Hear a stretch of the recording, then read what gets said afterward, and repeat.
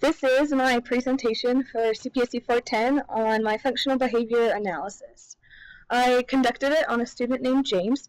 James is in the 7th grade and has a learning disability. So as a result, he spends a little bit of his time, about 20%, in a special education classroom and the rest in general education classrooms.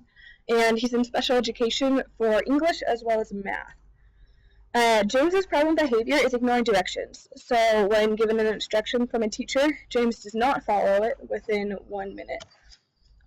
So according to the functional behavior assessment teacher form, escape was very much the highest percentage.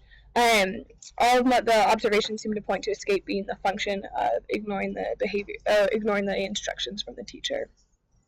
So in our structured ABC recording form, almost every case, the antecedent was when James was given instruction or prompted to work. And about half of the consequences were the teacher repeating the instruction or James being given attention, prompted, or told to stop.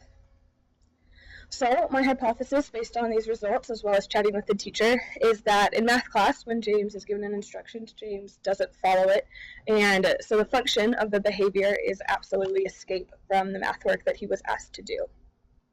So for the competing behavior pathway, the setting event is math class, where I was observing. The antecedent is when instructions are given.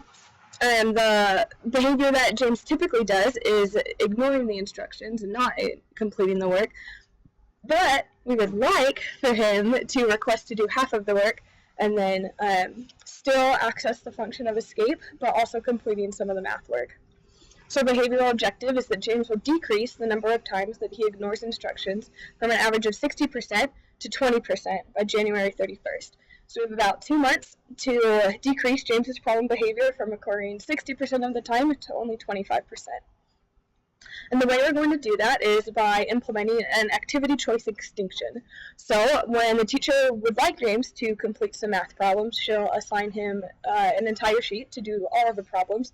But if James requests to do half of the problems, then the teacher will say, okay, that's fine, you can do half of them. Would you like to do only the odd numbers or only the even numbers? And then James will choose and then complete half of the work. So he'll still be accessing the escape of the function of escape by not completing all of the work, but he'll be doing more work than he was previously, which is 0%.